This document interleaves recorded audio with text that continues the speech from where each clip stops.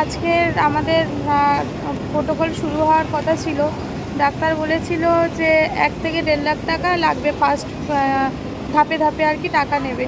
প্রথমে বলেছিল, ডাক্তারদের সাথে কথা বললাম, বললো 15 লাখ কেমোথেরাপির জন্য, পুরোপুরি 15 থেকে 16 লাখ লাগবে। তো সেই ক্ষেত্রে আমরা রাজি হয়েছি। তো ডাক্তার বারবার বলছেন আপনারা ভেবে দেখুন, আপনারা ভেবে দেখুন। তো আমরা বললাম ভেবে দেখে আর কী করবো, ট্রিটমেন্ট করলেও কষ্ট পাবে আর না করলে তো আরোই কষ্ট পাচ্ছে। তো ডাক্তারকে বললাম, পেমেন্ট টার্ম কী আছে। বললো যে পেমেন্ট ধাপে ধাপে করতে হবে। তো আমরা বললাম ধাপে ধাপে বলতে কেমনভাবে। বললো যে প্রথমে 1.5 লাখ টাকা মতো, 1.5 থেকে 2 লাখ টাকা মতো জমা দিতে হবে, আর তারপরে ধাপে ধাপে দিতে হবে। তো আমরা সেইভাবে 1.5 লাখ টাকা আমাদের কাছে ক্যাশ ছিল, আমরা সঙ্গে সঙ্গে বললাম ট্রিটমেন্ট শুরু করা হোক। ডাক্তাররা বারবার ক্রস ভেরিফাই করছে যে তোমরা নিচ্ছ তো, কেমো চালালে বন্ড সই করে আর কি কেমো চালাবে। তো আমরা বললাম ঠিক আছে, আমরা রিস্ক নিলাম। তো সেক্ষেত্রে যখন রিস্ক না হলো, বললাম পিক লাইন করার কথা ছিল সকালে, পিক লাইন করলো না। যখনই শুনলাম আমরা রিস্ক নিয়েছি, ফাইনাল সিদ্ধান্ত, তখনই ডাক্তার বললো আপনারা আপনাদের ওখানে লোকাল কোনো জায়গায় নিয়ে চলে যান।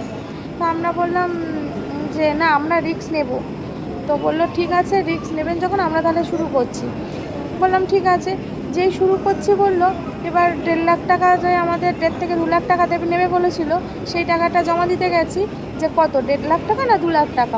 তখন বলছে 5 লাখ টাকা ক্যাশ, 5 লাখ টাকা ডিপোজিট করতে হবে। এবার 5 লাখ টাকা আমাদের কাছে অ্যারেঞ্জ করা ছিল 3 লাখ টাকা। এবার সেখান থেকে আমরা 5 লাখ টাকা অ্যারেঞ্জ করে উঠতে পারিনি। এখন দেখো রাত্রি 10টা বাজে, আমরা যা করে অ্যারেঞ্জ মানে কিছুটা করতে পেরেছি, পুরোপুরি 5 লাখ টাকা অ্যারেঞ্জ করতে পারিনি। তো এখন সেই জায়গা থেকে দাঁড়িয়ে এই এখন রাত্রিবেলা বোন গেছে ক্যাশ কাউন্টারে বিলিং করতে, আজকে করে কালকে সকালবেলা থেকে পিক লাইন করবে। পিক লাইন করে তারপরে কেমোথেরাপি চালু করবে।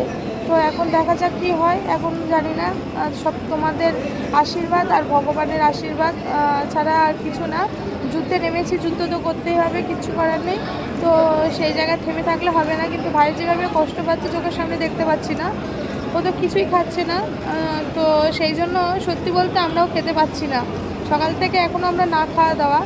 তো খাওয়াটা বড় কথা নয়, বড় কথাটা হচ্ছে আমার ভাইটা যে কষ্ট পাচ্ছে, প্রথমবারেও সেম, এখনও সেম। ডাক্তাররা শুধু বলছে রিস্ক আছে, রিস্ক আছে, আপনারা ভেবে দেখুন, ভেবে দেখুন। ভেবে দেখে কি করব, ট্রিটমেন্ট করলেও কষ্ট পাবে, ট্রিটমেন্ট না করলেও কষ্ট পাবে। তো সবাই তোমরা বলছো ভেলোরে নিয়ে যাও, ভেলোরে নিয়ে যাও, ভেলোরে আমরা নিয়ে এসেছি, কিন্তু ট্রিটমেন্ট এখন এমনি নর্মালি যে ট্রিটমেন্টগুলো হয়, ও যে প্লেটলেট নেমে যাচ্ছে তার জন্য রক্ত, ব্লাড দেওয়া, মানে সাদা রক্ত যেটা, ওটা দিচ্ছে, দিয়ে ওকে এমনি রয়েছে। কিন্তু ওর শরীরে যে জ্বালা যন্ত্রণাটা হচ্ছে সেটা প্রচণ্ডভাবে হচ্ছে, আর ফুলে যাচ্ছে প্রচুর। তো এখন দেখা যাক কী হয়। তারপরে জানি না কি আছে কপালে, যুদ্ধে নেমেছি, যুদ্ধ তো করছি। তোমরা একটু ঠাকুরের কাছে প্রে করো। অনেক রিস্ক নিয়ে এসেছি ভাইকে ট্রিটমেন্ট করে সুস্থ করে নিয়ে যাওয়ার জন্য। জানি না এখন কি আছে আমাদের কপালে। তো সব মিরাক্কেলও হতে পারে। প্রভু যিশুর কাছে নিয়ে এসেছি, ভাবছি মিরাক্কেলই হবে। যাই হোক না কেন, তোমরাও আশীর্বাদ করো। তো চলো, ভাই কী করছে এখন দেখি গিয়ে। আমি সারাদিন মানে কি বলবো, সারাদিন যেভাবে আমাদের কেটেছে, অনেকে ফোন করেছে, ফোনও রিসিভ করতে পারিনি মানে এই সময়টা। তো সারাদিন যেভাবে কেটেছে, তারপরে আমি একটু বাড়িতে হোটেলে গেছিলাম, কিছু জিনিস আনার ছিল। সারাদিন রান্না টান্নাও কিছু হয়নি বাড়িতে, মাই আছে, ওকে তো খাওয়াতে হবে। একটু ডাল চাল আর একসাথে দিয়ে সিদ্ধ করে নিয়ে এসেছি। তো মা আছে, বোন আছে, ওরা কেউ খাচ্ছে না, তাও একটু অল্প করে নিয়ে এসেছি, যদি খাওয়াতে পারি। ভাইকে বললাম খাওয়া ভাই, তো ভাই খাবে না। তো এখন দিয়ে এসেছি উপরে। তো এখন বিলিংটা করে নিয়ে তো চলো, তারপরে ভাইয়ের সাথে তোমাদেরকে তারপরে ভাইকে দেখাচ্ছি তোমাদেরকে। এখন কি বলছি কিছু বুঝতে পারছি না।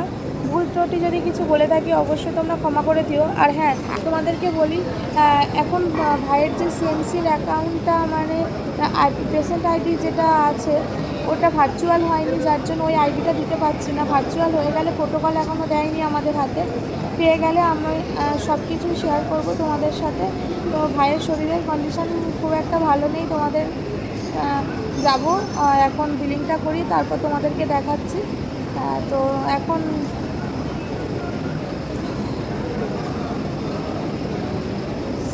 তো চলো, তোমরা পাশে থাকো। তোমরা পাশে না থাকলে আমার ভাইয়ের ট্রিটমেন্টটা আমরা করাতে পারবো না।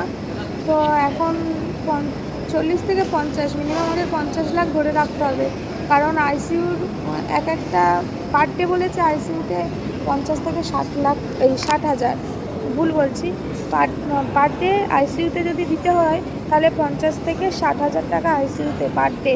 তো এখন কি করা যায় জানি না। তো সব কিছু ভগবান, আর তোমরা যদি পাশে থাকো সব কিছু সম্ভব হবে। তো তোমরা পাশে থাকো। আর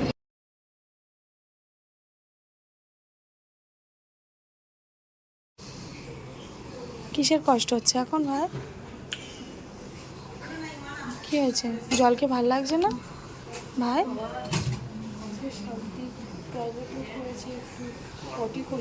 পটি করেছো?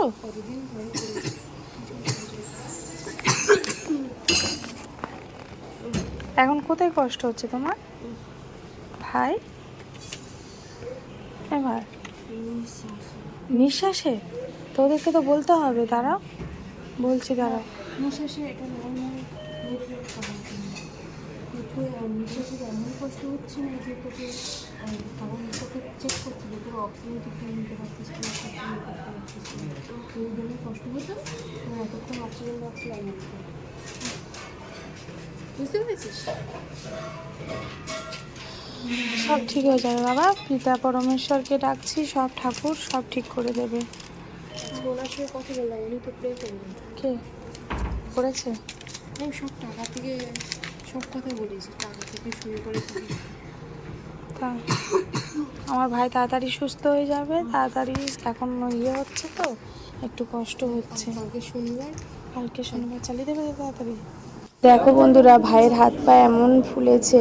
ভাইয়ের হাতে তাগা ছিল, ডান হাতে তাগাটা কেটে দিয়েছে, তারপরে বোনের হাতে তাগাটা খুলে বাঁ হাতে লাগিয়ে দিয়েছে, বাঁ হাতে বেঁধে দিয়েছে। সঙ্গে ওই মহামৃত্যুঞ্জয়ী কবচ, আমরা তারাপীঠে গিয়ে ভাইয়ের নামে যে পুজো দিয়েছিলাম, মহামৃত্যুঞ্জয়ী যজ্ঞটা করেছিলাম, সেই কবচটা, মহামৃত্যুঞ্জয়ী কবচটা গলায় রাখতে দেয়নি, খুলে দিয়েছিল। তো তার জন্য বোনের হাত থেকে তাগাটা খুলে মহামৃত্যুঞ্জয়ী লকেটটা বাঁ হাতে বেঁধে দিয়েছে। আর খুব কাশি হচ্ছে, খুব কষ্ট পাচ্ছে। ডান হাতে লাইন করেছিল চ্যানেল, ওটা করতে পারিনি, আর তার জন্য আবার ওই চ্যানেল খুলে ব্যান্ডেজ করা দেখতে পাচ্ছ। আমার ভাই খাও। হ্যাঁ, আমি ডিম সিদ্ধ এনেছি। আমার বাবা, আমার ভাই, সোনা ভাই, আমার লক্ষ্মী সোনা ভাই।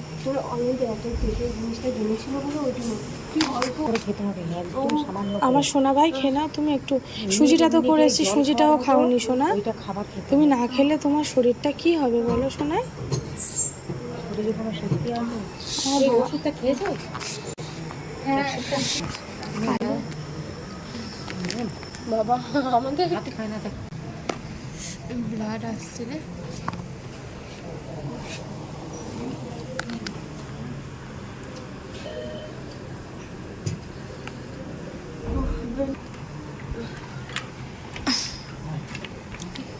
তুমি বলবে কতটা ঠিক।